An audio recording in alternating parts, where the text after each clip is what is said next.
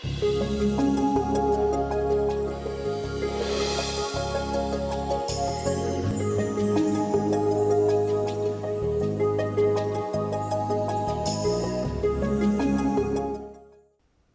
കൂടി ഷാലോം ടെലിവിഷനിലൂടെ നിങ്ങളുടെ കുടുംബങ്ങളിലേക്ക് എത്തുന്ന ഡെയിലി മിറർ എന്നുള്ള ഈ പ്രോഗ്രാമിലേക്ക് പ്രിയപ്പെട്ട പ്രേക്ഷകരെ ഓരോരുത്തരെയും ഏറ്റവും ഹൃദ്യമായി സ്വാഗതം ചെയ്യുന്നു.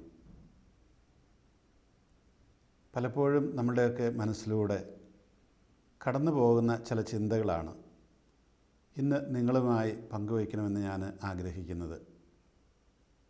ജീവിതത്തിൽ കഷ്ടപ്പാടുകൾ, ദുരിതങ്ങൾ, രോഗങ്ങൾ, മരണങ്ങൾ, നഷ്ടങ്ങൾ,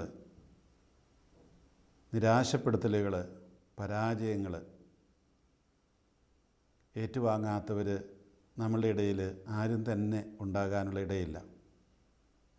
അപ്പോഴൊക്കെ നമ്മുടെ മനസ്സിൽ നിന്ന് അറിഞ്ഞോ അറിയാതെ ഉയരുന്ന ചില ചോദ്യങ്ങളുണ്ട്. എന്തേ എനിക്കിങ്ങനെ സംഭവിച്ചു? എല്ലാ കാര്യങ്ങളും എൻ്റെ മനസ്സാക്ഷിയിൽ നന്നായിട്ട് തന്നെയാണ് ഞാൻ ചെയ്തുകൊണ്ടിരിക്കുന്നത്. എന്നിട്ടും എന്തേ എനിക്കിങ്ങനെ സംഭവിച്ചു? ഉത്തരം പെട്ടെന്നൊന്നും നമുക്ക് ലഭ്യമാവുകയില്ല. ഇതിനൊരു ഉത്തരം കിട്ടണമെങ്കിൽ ദൈവത്തിൻ്റെ വചനമായ വിശുദ്ധ ഗ്രന്ഥത്തിലൂടെ നിരന്തരം നമ്മൾ കടന്നു പോകണം. അപ്പോൾ മാത്രമേ അതിന് ഉത്തരം കിട്ടുകയുള്ളൂ.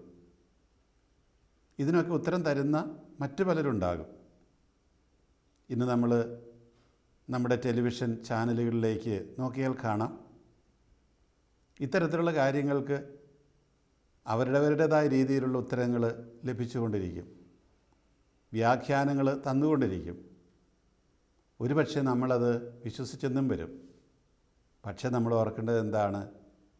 അതൊന്നുമല്ല ഒരു ക്രിസ്ത്യാനി എന്ന നിലയിൽ നമ്മൾ സ്വീകരിക്കേണ്ട ഉത്തരവും വ്യാഖ്യാനവുമൊന്നും.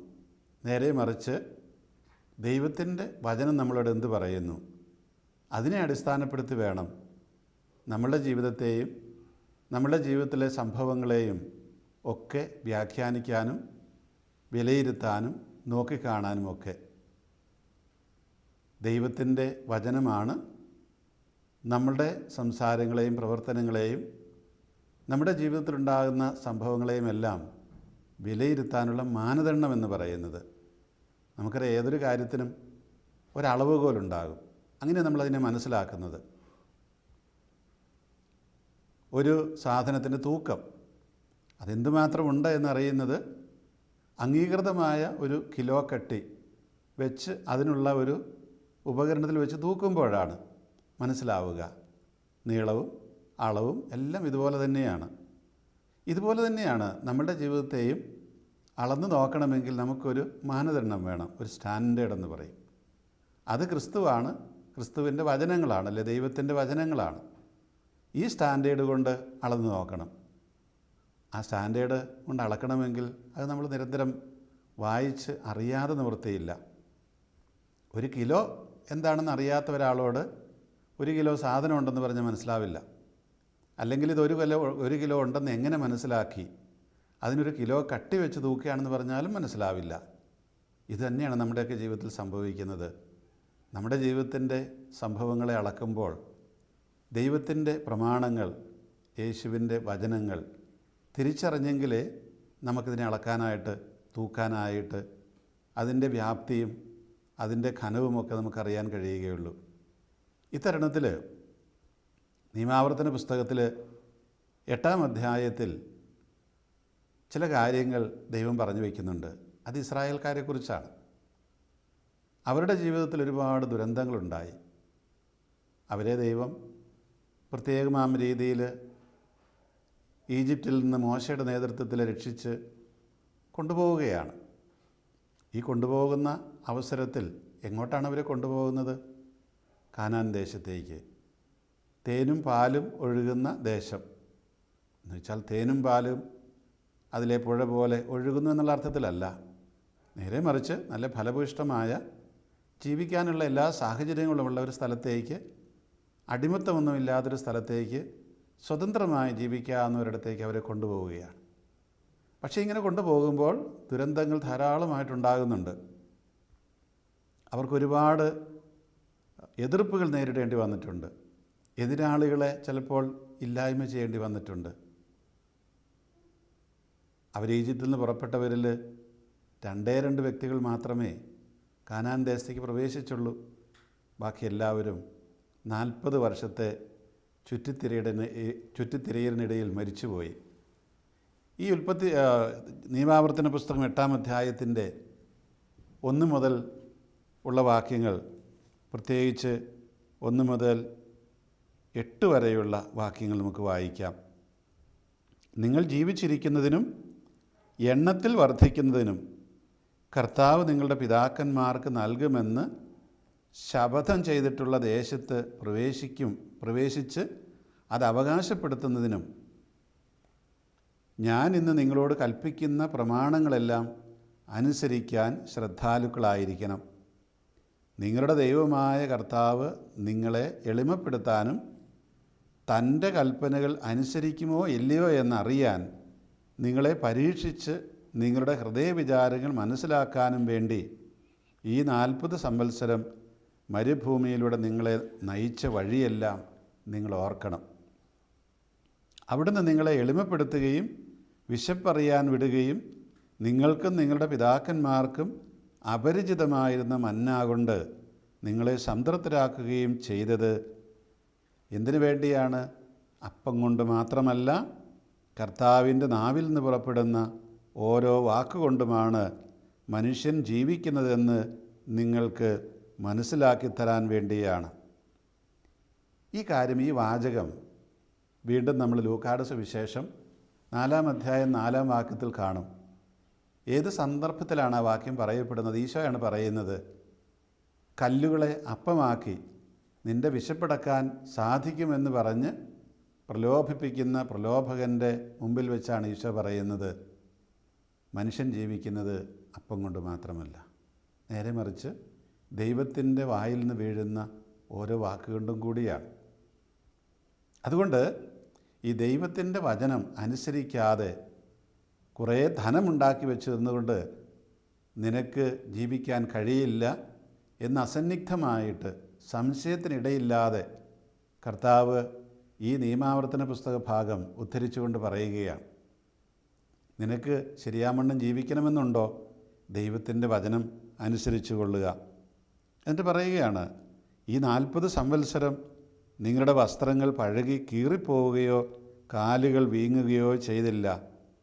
പിതാവ് പുത്രൻ എന്നതുപോലെ നിങ്ങളുടെ ദൈവമായ കർത്താവ് നിങ്ങൾക്ക് ശിക്ഷണം നൽകുമെന്ന് ഹൃദയത്തിൽ ഗ്രഹിക്കുവിൻ.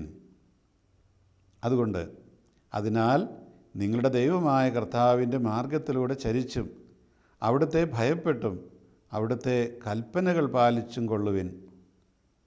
എന്തെന്നാൽ അരുവികളും ഉറവകളും മലകളിലും താഴ്വരകളിലും പൊട്ടിയൊഴുകുന്ന പ്രവാഹങ്ങളുമുള്ള ഒരു നല്ല ദേശത്തേക്കാണ് നിങ്ങളുടെ ദൈവമായ കർത്താവ് നിങ്ങളെ കൊണ്ടുപോകുന്നത്.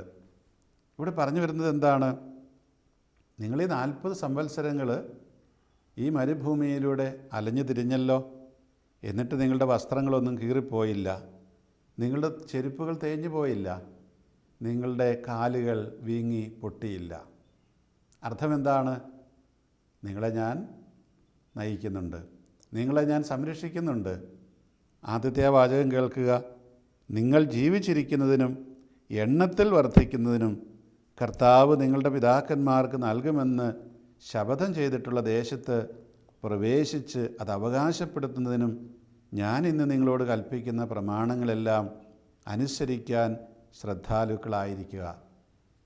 ഇവിടെയാണ് പ്രശ്നം. പലപ്പോഴും ഈ നമ്മളുടെ ദുഃഖ ദുരിതങ്ങൾ ഒക്കെ എന്തിനു വേണ്ടിയിട്ടാണ്, അല്ലെങ്കിൽ അതിൻ്റെ ഒരു മൂല കാരണം എന്താണ്? ദൈവം നമ്മളെ ഇതിലൂടെ പറഞ്ഞിരുന്ന കാര്യമുണ്ട്, നീ എന്തെല്ലാം ഉണ്ടാക്കി വെച്ചാലും അതുകൊണ്ടൊന്നും നിനക്ക് സന്തോഷമുണ്ടാകണമെന്നില്ല, നിനക്ക് സമാധാനമുണ്ടാകണമെന്നില്ല. നേരെ മറിച്ച് നീ എൻ്റെ പ്രമാണങ്ങൾ പാലിക്കുക. ഈ പ്രമാണങ്ങൾ മാനുഷികമായി പറഞ്ഞാൽ അത് നമുക്ക് സ്വീകരിക്കാനൊക്കെ വിഷമം തോന്നും. കാരണം ദൈവത്തിൻ്റെ മാനദണ്ഡമല്ല മനുഷ്യൻ്റെ മാനദണ്ഡം. ദൈവം ഉദ്ദേശിക്കുന്ന രീതിയിലല്ല മനുഷ്യൻ ചിന്തിക്കുന്നത്. അപ്പോൾ ദൈവം ഇസ്രായേൽക്കാരെ ഇപ്രകാരം തിരഞ്ഞെടുത്ത് നയിച്ചു കൊണ്ടുപോയത് എന്തിനു വേണ്ടിയിട്ടാണ്? നമുക്കറിയാം, അത് രക്ഷകന് പിറക്കാൻ വേണ്ടി ഒരു ജനത്തെ ഒരുക്കുകയായിരുന്നു. രക്ഷകന് പിറക്കാൻ യോഗ്യമായ ഒരു ജനത ഉണ്ടാകണം. എന്തിനാണ് രക്ഷകൻ പിറക്കുന്നത്? പാപം ചെയ്ത് ദൈവത്തിൽ നിന്ന് അകന്നു പോയ മനുഷ്യനെ വീണ്ടും അങ്ങോട്ട് അടുപ്പിക്കാൻ. എവിടെയാ ദൈവം മനുഷ്യനെ ആദ്യം സൃഷ്ടിച്ചാക്കിയത്? അത് പറുദീസായിലാണ്. പറുദീസ എന്ന് പറഞ്ഞാൽ അങ്ങനെ ഒരു യഥാർത്ഥ സ്ഥലമുണ്ടായിരുന്നു നമ്മൾ കരുതേണ്ട കാര്യമില്ല. നേരെ മറിച്ച് ആ മനുഷ്യനെ സൃഷ്ടിച്ചപ്പോൾ ദൈവികമായ സാന്നിധ്യം അവനെപ്പോഴും ഉണ്ടാകുമായിരുന്നു. ദൈവത്തിൽ നിന്ന് ഒരകൽച്ചയുമില്ല, അവന് ദുഃഖദുരിതങ്ങളില്ല, സന്തോഷകരമായ അവസ്ഥയുണ്ട്. പക്ഷേ ദൈവം വെച്ച ചില വ്യവസ്ഥകളുണ്ടായിരുന്നു. ആ വ്യവസ്ഥ നന്മ തിന്മകളുടെ അറിവിൻ്റെ വൃക്ഷത്തിൻ്റെ ഫലം തിന്നരുത്, അത് തിന്നു. അതായത് ദൈവത്തിൻ്റെ അധികാരം പിടിച്ചെടുത്തു. അതോടുകൂടി ഈ പറഞ്ഞതുപോലെ ദൈവത്തിൻ്റെ പ്രമാണം ലംഘിച്ചു, ബാക്കിയെല്ലാം ആരംഭിച്ചു. ദൈവത്തിൻ്റെ പ്രമാണം ആദവും ഹവ്വായും ലംഘിക്കാതിരുന്നെങ്കിൽ എന്ത് സംഭവിക്കുമായിരുന്നു? ആ പറുദീസയുടെ അനുഭവത്തിൽ അവർക്ക് എന്നും ജീവിക്കാമായിരുന്നു. പക്ഷെ അങ്ങനെ അവർ ചെയ്തില്ല. തൽഫലമായിട്ട് ഇന്ന് ഈ ലോകം ആ ആദവും ഹവ്വായും പുറത്താക്കപ്പെട്ട അവസ്ഥയിലാണ്. ഇനി അതിനെ അകത്തേക്ക് കൊണ്ടുപോകണമെങ്കിൽ എന്ത് വേണം? അവർ കവർന്നെടുത്ത ദൈവത്തിൻ്റെ അവകാശം തിരികെ കൊടുക്കണം. ആ തിരികെ കൊടുക്കുവാനുള്ള മാർഗം കാണിച്ചു തരാനാണ് ഈശോ വന്നത്. പൂർണ്ണമായ അനുസരണം, കുരിശു മരണത്തോളമുള്ള അനുസരണം. അപ്പോൾ അങ്ങനെ അനുസരിച്ച് കഴിഞ്ഞപ്പോഴാണ് യഥാർത്ഥത്തിൽ യേശുവിനെ അവിടുന്ന് ഉയർത്തിയത്, മഹത്വപ്പെടുത്തിയത്. ഇത് മാത്രമേ നമുക്ക് ഈ ലോകത്തെ വീണ്ടും പറുദീസയാക്കാൻ മാർഗമുള്ളൂ എന്ന് പറഞ്ഞു തരികയാണ്. ഈ മാർഗം നമ്മുടെ മാർഗത്തിന് ഘടക വിരുദ്ധമായിട്ടുള്ള കാര്യമാണ്. പക്ഷേ അതങ്ങനെ ചെയ്തേ മതിയാകും. ഇല്ലെങ്കിൽ എന്തു പറ്റും? നമ്മളിതൊന്നും ചെയ്തില്ലെങ്കിൽ നിങ്ങളുടെ ദൈവമായ കർത്താവ് നിങ്ങളെ എളിമപ്പെടുത്താനും തൻ്റെ കൽപ്പനകൾ അനുസരിക്കുമോ ഇല്ലയോ എന്നറിയാനും നിങ്ങളെ പരീക്ഷിച്ച് നിങ്ങളുടെ ഹൃദയവിചാരങ്ങൾ മനസ്സിലാക്കാനും വേണ്ടി ഈ 40 സംവത്സരം മരുഭൂമിയിലൂടെ നിങ്ങളെ നയിച്ച വഴിയെല്ലാം ഓർക്കണം.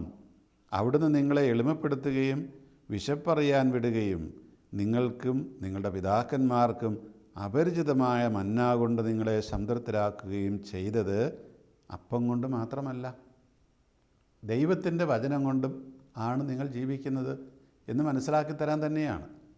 അപ്പോൾ ദൈവത്തിൻ്റെ വചനം കൊണ്ട് ജീവിക്കുന്ന ഒരു മനുഷ്യകുലത്തെ അല്ലെങ്കിൽ ഒരു മനുഷ്യ സമൂഹത്തെ, ഒരു സമുദായത്തെ, ഒരു സമൂഹത്തെ ഒരുക്കുകയായിരുന്നു ദൈവം ഇസ്രായേൽ ജനതയിലൂടെ ചെയ്തത്. അങ്ങനെ അതിൻ്റെ എല്ലാം മകുടമായിട്ട് രക്ഷകൻ പിറക്കണം. പക്ഷേ സംഭവിച്ചത് എന്താണ്? അതൊന്നുമല്ല നമുക്കറിയാം. സംഭവിച്ചത് മറ്റു ചില കാര്യങ്ങളാണ്. ഇതൊന്നും അവർക്ക് സ്വീകാര്യമായിരുന്നില്ല. എല്ലാവർക്കുമല്ല, കുറേ അധികം പേർക്ക്. കർത്താവ് വന്നപ്പോൾ എല്ലാവരും സ്വീകരിച്ചില്ല. അതുപോലെ തന്നെ ദൈവത്തിൻ്റെ വഴികൾ എല്ലാവരും ഒന്നും സ്വീകരിച്ചില്ല. ദൈവത്തിൻ്റെ ദാസനായ മോശയെ, അഹ്റോനെ, ജോഷുവായെ, കാലേബിനെയൊക്കെ അവർ ചീത്ത വിളിക്കുന്നുണ്ട്. അപ്പോഴൊക്കെ മോശയൊക്കെ ചെയ്യുന്നൊരു കാര്യമുണ്ട്. ദൈവത്തിൻ്റെ മുമ്പിൽ സാഷ്ടാംഗം പ്രണമിച്ച് ആ ജനത്തിന് വേണ്ടിയിട്ട് മാധ്യസ്ഥം അപേക്ഷിക്കുന്ന നമ്മൾ കാണുന്നുണ്ട്. ദൈവമേ, അവരെ നീ ശിക്ഷിക്കരുതെന്ന് പറഞ്ഞുകൊണ്ട്. അപ്പോൾ ഇവിടെ ദൈവത്തിൻ്റെ വചനം നിർണായകമാണ്. ഈ വചനം അനുസരിക്കാതെ നമുക്ക് ഈ ലോകത്തിൽ സൗഭാഗ്യകരമായ പറുദീസയുടെ അനുഭവം വീണ്ടും ഉണ്ടാവുകയില്ല എന്ന് തീർച്ചയാണ്. യേശുവിൻ്റെ പ്രാധാന്യം ഇവിടെയാണ്. അതായത് ഈ പറയുന്ന പറുദീസാനുഭവത്തിലേക്ക് തിരികെ പോകാൻ ഒരേ ഒരു മാർഗമേ ഉള്ളൂ, അത് യേശുവിൻ്റെ മാർഗമാണ്. അതുകൊണ്ടാണ് നമ്മൾ യേശുവിനെ ഏകരക്ഷകൻ എന്നൊക്കെ വിളിക്കുന്നത്. പലപ്പോഴും നമ്മൾ തെറ്റിദ്ധരിക്കും. ഈ ഒരു അങ്ങേ ലോകത്തുള്ള രക്ഷയെക്കുറിച്ച് മാത്രമാണ് നമ്മുടെ ചിന്ത. നേരെ മറിച്ച് അതല്ല. ഈ ലോകത്തിൽ തന്നെ ഈ പറുദീസയുടെ അനുഭവം സൃഷ്ടിച്ച് ഇവിടെയുള്ള എല്ലാവരെയും മരണശേഷം അങ്ങോട്ട് കൂട്ടിക്കൊണ്ടു പോകാൻ വേണ്ടി തന്നെയാണ് നമ്മളായിരിക്കുന്നത്. ക്രിസ്തു വന്നത് അതിനാണ്. ഇനി ക്രിസ്തു ഒരു മനുഷ്യൻ എന്ന നിലയിൽ ഏതാനും വർഷം ജീവിച്ച് ഇവിടെ നിന്ന് കടന്നുപോയി. പക്ഷേ ഇന്ന് ക്രിസ്തുവിൻ്റെ ഭൗതിക ശരീരമായി നമ്മൾ ജീവിക്കുന്നുണ്ട്. നമ്മളാണ് ആ ദൗത്യം തുടരേണ്ടത്. പക്ഷേ നമ്മൾ കയ്യും കാലുമൊക്കെ വിപ്ലവകരമായ മറ്റാശയങ്ങൾ പറഞ്ഞു നടന്നാൽ എങ്ങനെ ഈ ശരീരത്തിൻ്റെ പ്രവർത്തനങ്ങൾ സുഗമമായിട്ട് നടക്കും? കർത്താവ് അന്നൊരിക്കൽ അറിയാതൊന്ന് പറഞ്ഞുപോയി, പിതാവെ കഴിയുമെങ്കിൽ ഈ പാനപാത്രം എന്നിൽ നിന്ന് അകന്നു പോകട്ടെ എന്ന്. പക്ഷെ അടുത്ത നിമിഷം തന്നെ അവിടുന്ന് പറഞ്ഞെങ്കിലും എൻ്റെ ഇഷ്ടമല്ല, നിൻ്റെ ഇഷ്ടം നിറവേറട്ടെ. പക്ഷേ ഇന്ന് നമ്മൾ ഓർക്കുക, നിർഭാഗ്യവശാൽ നമ്മളെന്താ ചെയ്യുന്നത്? നമ്മൾ കർത്താവിൻ്റെ വചനങ്ങൾ നമ്മുടേതായ രീതിയിൽ വ്യാഖ്യാനിച്ച് കർത്താവിനെ നമ്മുടെ രീതിയിലാക്കാൻ ശ്രമിക്കുകയാണ്. നമുക്കറിയാം, ഈ അപ്പം വർദ്ധിപ്പിച്ച് കഴിഞ്ഞപ്പോൾ സംഭവിക്കുന്നൊരു കാര്യമുണ്ട്. അവിടെ അവർ യേശുവിനെ രാജാവാക്കാൻ പരിശ്രമിക്കുകയാണ്. കാരണം അവരുടെ ദൃഷ്ടിയിൽ മിശിഹ വരുമ്പോൾ അങ്ങനെയൊക്കെ ചെയ്യും. രാജാവായിട്ട് അവരുടെ സാമ്രാജ്യത്തെ വീണ്ടെടുക്കും. ജെറൂസലം പട്ടണത്തെ പുതുക്കിപ്പണിയും. ജെറൂസലം ദേവാലയത്തെ കൂടുതൽ മോടി പിടിപ്പിക്കും. ഒരു കേന്ദ്രീകൃത ഗവൺമെൻറ് ജെറൂസലത്ത് കൊണ്ടുവരും. സർവ്വലോകവും ഇസ്രായേൽക്കാരുടെ കീഴിലാകും. ഇങ്ങനെയൊക്കെയുള്ള സങ്കല്പങ്ങളുണ്ട്. അപ്പോൾ അതാണ് അവരുടെ മനസ്സിലുള്ളത്. അതുകൊണ്ട് അവർ ഈ അപ്പം കിട്ടിക്കഴിഞ്ഞപ്പോൾ പിന്നെ അവരുടനെ തന്നെ രാജാവിനെ വേണം, രാജാവാക്കാൻ പരിശ്രമിക്കുകയാണ്. പക്ഷെ കർത്താവ് അവരുടെ ഇടയിലൂടെ നടന്നുപോയി, രാജാവാകാനും നിന്നില്ല. ഇത് ദൈവത്തിൻ്റെ വചനത്തിന് വിരുദ്ധമായ ഒരു ചിന്തയാണ്. ഈ ഒരു ചിന്തയോടാണ് നമ്മൾ നിരന്തരമായിട്ട് പടവെട്ടേണ്ടത്. പൗലോസ്ലീഹ തന്നെ പറയും, നമ്മൾ പടവെട്ടുന്നത് ഈ ലോകത്തിലെ ശക്തികളോടൊന്നുമല്ല, വളരെ വ്യത്യസ്തമായ ശക്തികളോടാണ്. അതുകൊണ്ട് നമ്മൾ പടവെട്ടാൻ ഉപയോഗിക്കുന്ന ആയുധങ്ങളും വ്യത്യസ്തമായിരിക്കണം. അവിടെ ദൈവവിശ്വാസവും വചനവുമൊക്കെ നമുക്ക് ആവശ്യമാണ്. അല്ലെങ്കിൽ നമ്മൾ ആ യുദ്ധത്തിൽ ജയിക്കുകയില്ല. ചുരുക്കത്തിൽ നമ്മൾ ഈ ദൈവത്തിൻ്റെ വചനം നിരന്തരമായിട്ട് നമ്മളിൽ കൊണ്ടു നടക്കാതെ നമുക്ക് ഈ കാനാൻ ദേശത്തേക്ക് പ്രവേശിക്കാൻ കഴിയില്ല എന്ന് തന്നെയാണ് ഈ പറഞ്ഞു വരുന്നത്. അപ്പോൾ നമ്മൾ ഓർക്കേണ്ട കാര്യം ഇതാണ്. അതുകൊണ്ട് ഈ കഷ്ടപ്പാടുകളും ദുരിതങ്ങളൊക്കെ ഉണ്ടാകുമ്പോൾ അത് ഓർമ്മപ്പെടുത്തലുകളാണ്. നിൻ്റെ തന്നെ അധ്വാനം കൊണ്ടും നിൻ്റെ തന്നെ പണം കൊണ്ട് സമ്പത്ത് കൊണ്ടും ഒന്നും നിനക്ക് പൂർണ്ണ സൗഖ്യം കിട്ടാനുള്ള സാധ്യതയില്ല. നീ ദൈവത്തിൻ്റെ വചനം അനുസരിച്ചേ മതിയാകൂ. അതനുസരിക്കണമെങ്കിൽ നമ്മൾ അറിയണം നമുക്ക് പറ്റിയ അബദ്ധം എന്താണ്. ഇന്ന് നമ്മൾ ഈ ദൈവത്തിൻ്റെ വചനത്തിന് ഇന്ന് കുറേയൊക്കെ പ്രാധാന്യമുണ്ട്. പ്രത്യേകിച്ച് ഈ കരിസ്മാറ്റിക് ധ്യാന രീതികളൊക്കെ വന്നതോടുകൂടിയിട്ട്. നേരെ മറിച്ച് അതിലേക്കൊന്നും വരാത്തൊരു ധാരാളം പേരുണ്ട്. അവരിന്നും ഈ വചനത്തിൽ നിന്ന് വളരെ അകലെയായിട്ട് നിൽക്കുന്നു. അകലെ നിൽക്കുമ്പോൾ സ്വാഭാവികമായിട്ടും അതിൻ്റെ ഉള്ളിൽ എന്താണെന്ന് മനസ്സിലാക്കാൻ പറ്റാതെ വരികയും മറ്റുള്ളവരുടെ വചനങ്ങളെ സത്യമായി സ്വീകരിച്ച് അതിനെയൊക്കെ പിൻചെല്ലുകയും ചെയ്യും. ഈ അപകടം ഇന്ന് നമുക്ക് എല്ലാ മേഖലയിലുമുണ്ട്. നമ്മുടെ സഭാ സമൂഹത്തിൽ അത് ഞാൻ ഉൾപ്പെടെയുള്ള മെത്രാൻ സമൂഹമായിരിക്കാം, വൈദിക സമൂഹമായിരിക്കാം, സന്യസ്ത സമൂഹമായിരിക്കാം, അൽമായ സമൂഹം, ആരുമാകട്ടെ, ഈ അപകടം അവിടെ നിലനിൽക്കുന്നുണ്ട്. നിങ്ങൾക്കറിയാം, ഞങ്ങൾ മെത്രാന്മാരെക്കുറിച്ചൊക്കെ പറയുന്ന കാര്യമുണ്ട്. അവർ ജനങ്ങളുടെ ഇടയിലേക്ക് ഇറങ്ങിച്ചെല്ലണം. ഈ ജനങ്ങളുടെ ഇടയിലേക്ക് ഇറങ്ങിച്ചെല്ലുക എന്ന് പറയുമ്പോൾ എന്താ അർത്ഥമാക്കുന്നത്? വെറുതെ ഇങ്ങനെ വർത്തമാനം പറഞ്ഞ് നടന്നാൽ മതിയോ? ഞങ്ങളെ ഏൽപ്പിച്ചിരിക്കുന്ന കുറേ ദൗത്യങ്ങളില്ലേ? ആ ദൗത്യങ്ങൾ ശരിയാവണ്ണം നിർവഹിക്കണമെങ്കിൽ ഈ വചനത്തിൻ്റെ ശക്തമായ അടിത്തറ ഞങ്ങൾക്ക് വേണം. പക്ഷേ ഇത് ഞങ്ങളെപ്പോൾ വായിക്കും? ഞങ്ങളെപ്പോഴും ഇതേക്കുറിച്ച് ധ്യാനിക്കും? എപ്പോൾ ഇതേക്കുറിച്ച് കൂടുതലായി ഞങ്ങൾ പഠിക്കും? സമയം വേണ്ടേ? ഇതൊക്കെ എപ്പോൾ ചെയ്യും? അപ്പോൾ നമ്മൾ ഓർക്കേണ്ട കാര്യം ഇതാണ്. കേവലം ഒരു പോപ്പുലാരിറ്റിക്ക് വേണ്ടിയിട്ട് ജനങ്ങളുടെ ഇടയിലേക്ക് ഇറങ്ങിച്ചെല്ലണമെന്ന് പറഞ്ഞാൽ അതിനിങ്ങനെ ഒരു അപകടമുണ്ട്. പിന്നെ നോക്കുന്നത് എപ്പോഴും ഈ പോപ്പുലാരിറ്റി ആയിരിക്കും.